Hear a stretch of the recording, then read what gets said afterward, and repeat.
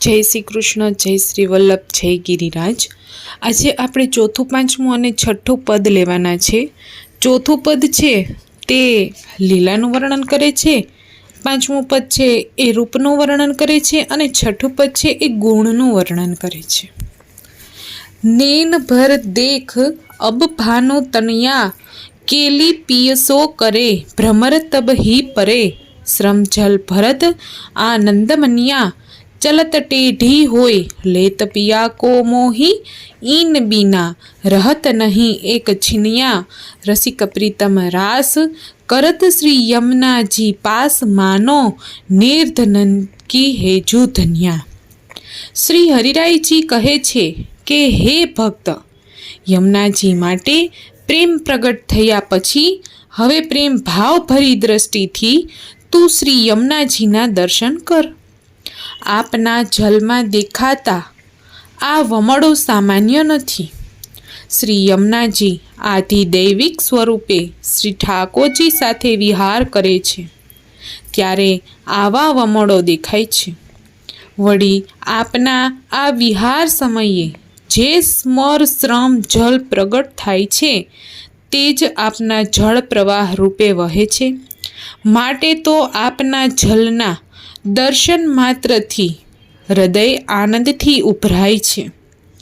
आप जे वांका चूका वही रह्या छे ए तो आपनी ललित गतिथी श्री ठाकोरजी ने आपे एवा मुग्ध बनावी दीधा छे कि श्री यमुनाजी वगर आप एक क्षण पण रही शकता नथी।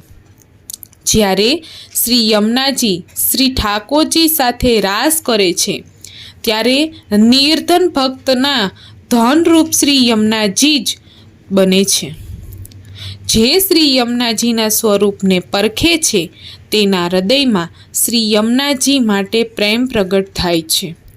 आ प्रेम भर्या हृदयथी श्री यमुनाजीना दर्शन करता आपना जलनी भीतर बिराजती अलौकिक लीलाओनो आनंद हृदयमां प्रतिबिंबित थाय छे। माटे श्री हरिरायजी कहे छे के नैन पर देख अब एटले हवे के श्री ज्यारे श्री यमुनाजीनी कृपाथी अलौकिक स्नेहनुं दान थयुं छे तो ए स्नेहथी नेत्रोने भरी ने श्री यमुनाजीना दर्शन करवाथी बधी ज इंद्रियोमां अलौकिक आनंद प्रगट थाय छे। रासलीला समये जे भक्तने रसदान करवानुं श्री ठाकोरजी विसरी गया होय तेनी याद श्री यमुनाजी आपे छे। आम ते निर्धन भक्तने स्वरूपानंदना दान रूप धननी प्राप्ति श्री यमुनाजीनी कृपाथी थाय छे। स्नेह भर्या हृदयथी श्री यमुनाजीना तट पर बैठा होईए आपना श्याम जलमा वमण वगैरेना दर्शनथी हृदयमां जल भीतर बिराजती अलौकिक लीलाओनी स्फूर्णा थती होय त्यारे कंईक आवा भावो पण स्फुरे छे। हे श्री यमुनाजी, हूँ पण एक बिछुरेलो विसरायेलो जीव आपने शरणे आव्यो छुं। हूँ निर्धन छुं, साथे अधम पण छुं, पण आपनो छुं। रस बस रसिकवर आपने वश छे, हूँ तो विवश छुं। त्यारे आपना जस गाऊं पण श्री ठाकोरजी ने आ तुच्छ जीवनी याद आपो एवी योग्यता क्यारे पण आवशे खरी? अत्यारे तो आपने नमन करवानी पण मारी योग्यता नथी। क्रियात्मक नमन करूं छूं, आपनी करुणा बळ याचूं छूं। श्री ठाकोरजी जे प्रकारे कृपा करे छे ते आगळना पदमां गोविंद स्वामी कहे छे। पद पांचमું रूपનું वर्णन। श्याम संग श्याम वे श्री यमुने सूरत श्रम बिंदु ते सिंधु सी बही चली मानो अतुर अली रही न भवने कोटि काम ही वारो रूप नैनन निहारो लाल गिरिधरन संग करत रमने हरखी गोविंद प्रभु निरखी इनकी ओर मानो नव दुल्हनी आई गवने। रत्ती समये श्री युगल स्वरूपना स्मर श्रम जड़ रूप શ્રી યમુનાજી સ્ત્રી ભાવાત્મક શ્રી ઠાકોરજી સંગ બિરાજે છે, માટે શ્યામ ઘનીભૂત રસ સ્વરૂપ શ્રી ઠાકોરજી સાથે દ્રવીભૂત રસ સ્વરૂપ શ્રી યમુનાજી એ પણ શ્યામ સ્વરૂપ ધારણ કર્યું સુર કેલી સમયે પ્રગટ થયેલા શ્રમ જલનું એક બિંદુ ભૂતલ પર આવતા આવતા બિંદુ સમાન બની ગયું. આવા શ્રી યમુનાજી ભક્તોને સનાથ કરવા નિજ ધામમાંથી અત્યંત આતુરતાથી ભૂતલ પર પધાર્યા. આ જલ સ્વરૂપમાં શ્રી યમુનાજી પોતાના આધિ દૈવિક સ્વરૂપે શ્રી ઠાકોરજી સાથે વિહાર કરે છે. આ લીલા સમયે આપના અલૌકિક રૂપ શોભા પર ખરેખર કરોડો કામદેવ ન્યોછાવર કરી દઈએ. નેત્રની સફળતા ત્યારે જ છે કે આવા સ્વરૂપના દર્શન થાય. આપ કૃપા કરીને કરાવે.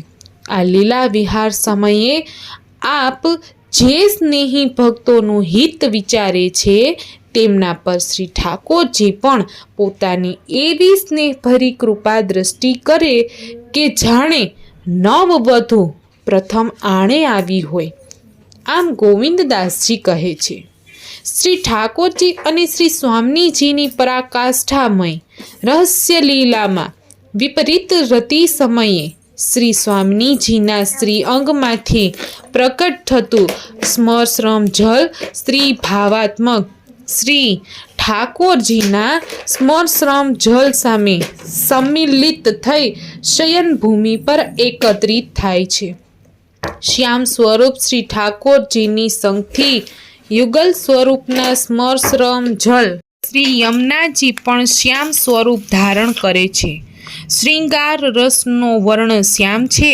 આ દિવ્ય કેલી સલીલની રસધારામાંથી એક બિંદુ સાગર સમાન સરિતા રૂપ ધારણ કરી શ્રી યમુનાજી રૂપે ભૂતલ પર પધારે છે. નીચ ભક્તોના મિલન અને હિત માટે આપ અત્યંત ઉત્સુકતાથી નિજધામ છોડીને પણ પધારે છે. આપના જલની ભીતર સાક્ષાત શ્રી યમુનાજી, શ્રી ઠાકોરજી અને સર્વલીલા સૃષ્ટિ બિરાજે છે. ભક્ત ભાવાત્મક શ્રૃંગાર ધારણ કરી આપ શ્રી ઠાકોરજી સાથે વિહાર કરે છે ત્યારે આપની શોભા અવર્ણનીય છે. શ્રી યમુનાજીના આવા રસમય અને કૃપાળુ સ્વરૂપને જાણીને જે ભક્તોને આપને માટે સ્નેહ પ્રગટ કર્યો છે એવા સ્નેહી ભક્તને આપ પણ વિહાર સમયે યાદ કરે છે. શ્રી ઠાકોરજી આવા ભક્તો તરફ નવવધૂના પ્રથમ મિલન સમાન સ્નેહભરી દ્રષ્ટિ કરી રસાનુભવ કરાવે છે. અર્થાત જે ભક્તો શ્રી યમુનાજી માટે પ્રેમ પ્રકટ કરે છે તેમને શ્રી ઠાકોરજીનો પ્રેમ અવશ્ય પ્રાપ્ત થાય છે. હવે પદ 6 આવે છે. श्री यमुना सी नाही को मोर दाता, जो इनकी शरण जात है दौर के, ताही को तीही छीनु कर सना था, ये ही गुण गान रसना रसखान एक सहस्त्र रसना क्यों न दई विधाता। गोविंद प्रभु तन मन धन वारने सब ही को जीवन इनके जुहा था। श्री यमुना जी नी कृपा थी श्री ठाकुर जीना स्नेह रसनो अनुभव करनार भक्त स्नेह सभर दशामां श्री यमुनाजीना गुणगान करे छे। श्री यमुनाजीना समान श्री ठाकोरजीना स्वरूपानंदनु दान करनार कोई दाता नथी। भक्तमां उत्कट भाव विरहता जेवी योग्यता न होय तो पण जो निसाधन बनी अनन्यताथी आपनु शरण स्वीकारे छे तो ते भक्तने ते ज क्षणे आप श्री ठाकोरजीनी प्राप्ति करावे छे। रसनिधि श्री यमुनाजी भक्त वत्सलता अद्भुत सामर्थ्य आदि अनेक गुणोनु गान ते भक्त कर्या ज करे छे, छतां तेने तृप्ति थती नथी। त्यारे तेना हृदयमां ए ज भाव आवे छे के एक रसनाथी હું શ્રી યમુનાજીના અગણિત ગુણનું ગાન કેવી રીતે કરી શકું? મને હજારો જીવા આપી હોય અર્થાત મારા રોમ રોમ રસના રૂપ બની જાય તો કેવું સારું. હવે બીજું તો કરું શું? મારા તન મન ધન અરે સર્વસ્વ આપ પર ન્યોછાવર કરું છું. ખરેખર સર્વ ભક્તોનું રસમય જીવન એ તો શ્રી યમુનાજીના જ હાથમાં છે.